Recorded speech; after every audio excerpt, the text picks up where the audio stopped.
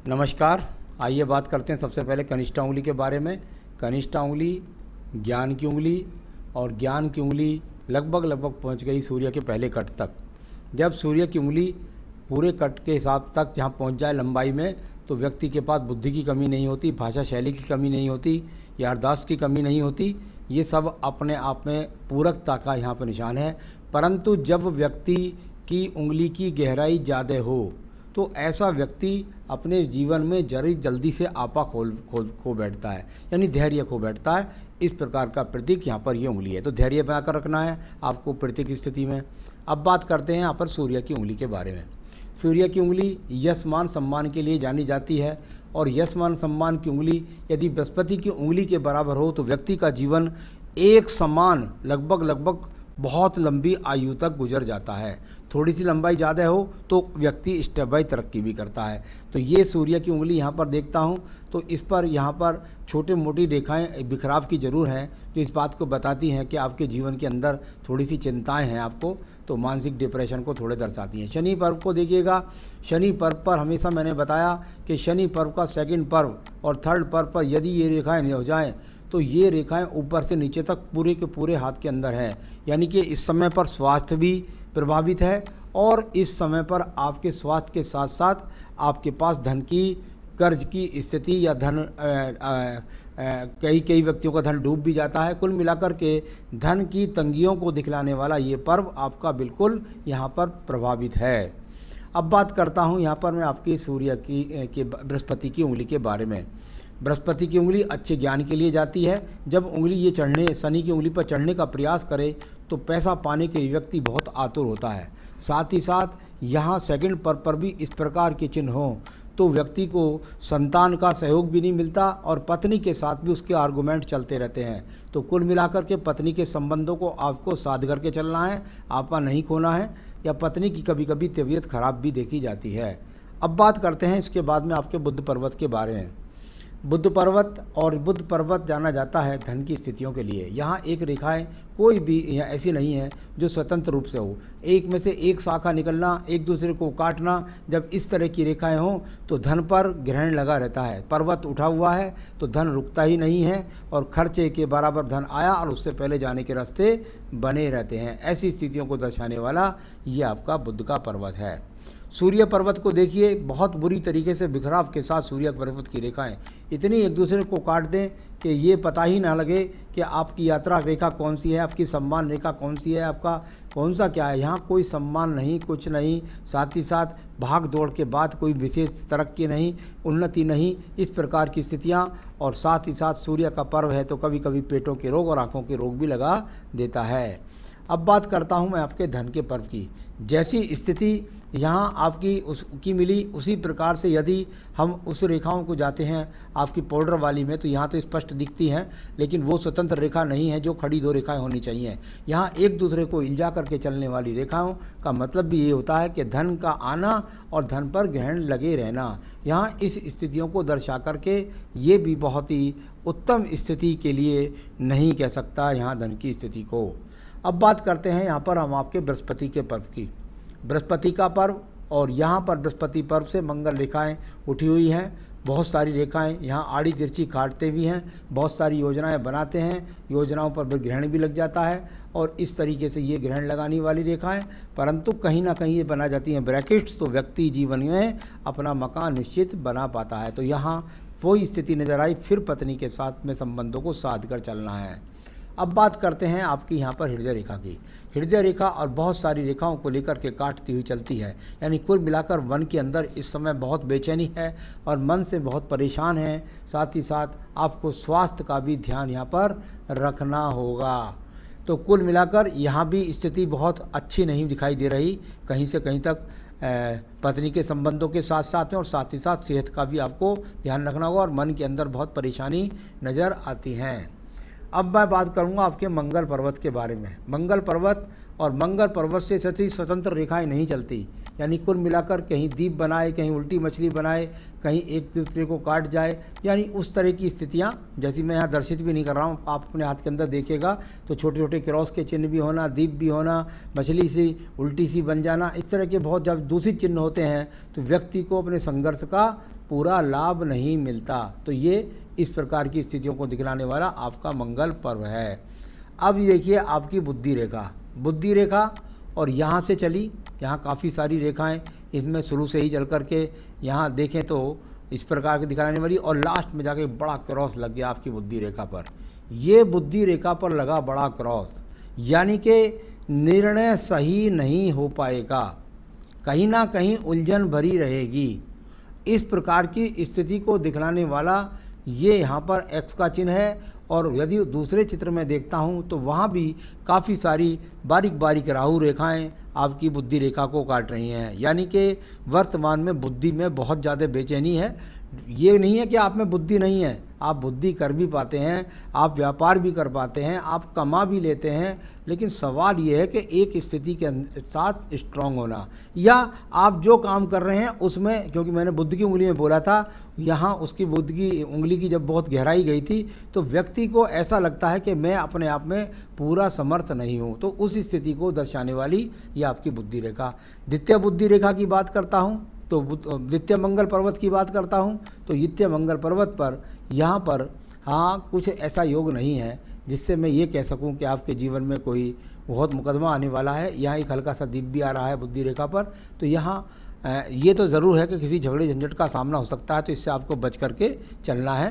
तो क्रोध ना आए, आवेश में ना आए, आपको बड़े आराम से अपना हाथ निकालना है, क्योंकि ये स्थितियाँ यहाँ दिखाई देती हैं कि कहीं आपको किसी न्यायालय का सामना ना करना पड़ जाए। अब बात करते हैं हम आपके चंद्र पर्वत के बारे में। चंद्र पर्वत और यहाँ पर अभी कोई बहुत बड़ी यात्राओं की रेखा नहीं है। कुल मिलाकर अगर मैं देखता हूँ तो यहाँ ये एक दूसरे को काट करके, यानी संघर्ष करके अपनी प्रतिभा को आप आगे बढ़ना चाहते हैं, बस यही मानसिक स्थिति यहाँ पर खराब है। अब बात करेंगे इसकी व्यापारिक रेखाओं के बारे में। ये व्यापारिक रेखा यहाँ से यहाँ टूट गई, फिर ये दूसरी चली, फिर तीसरी इसमें शाखा निकल कर के ये चली, और इसके बराबर में एक्स के चिन्ह बन गए।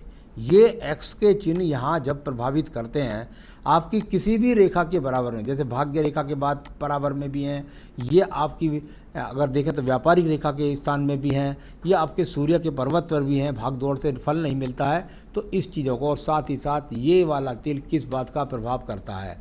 सूर्य पर्वत अगर देखें तो प्रथम मंगल द्वितीय मंगल कहीं पर भी ये पर्व नहीं आया, और इस पर ये जो पर्व होता है यहाँ से लेकर के और यहाँ तक की स्थिति में जहाँ तक राहु क्षेत्र नहीं है, इसको बोलते हैं पुण्य क्षेत्र।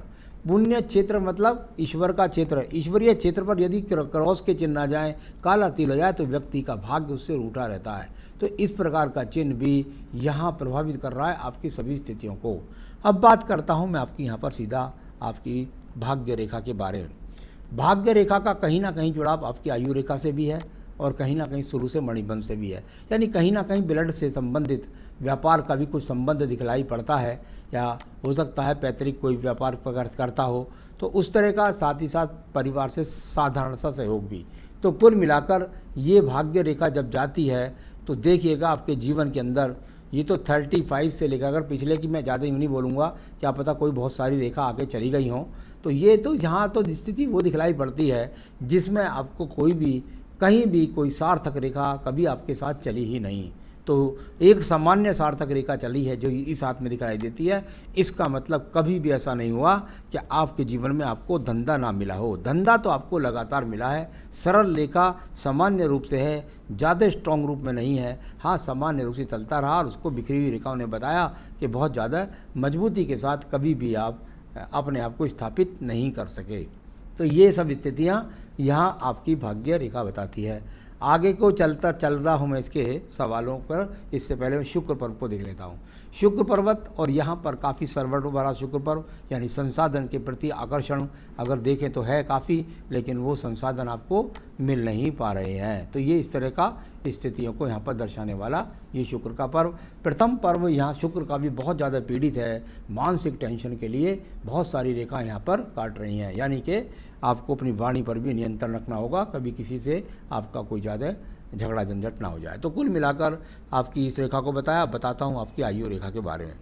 यहाँ जब मैं आपकी आयु रेखा को देख रहा हूँ तो ये आयु रेखा जाकर लगभग अभी 75 तक बन चुकी है, यानी 74-75 वर्ष तक की आयु रेखा बन गई है। आगे भी ये रेखाएं बढ़ जाती हैं तो इसकी कोई वो दिक्कत नहीं है, तो आयु रेखा भी ठीक है। अब बात करते हैं आपके सवालों पर।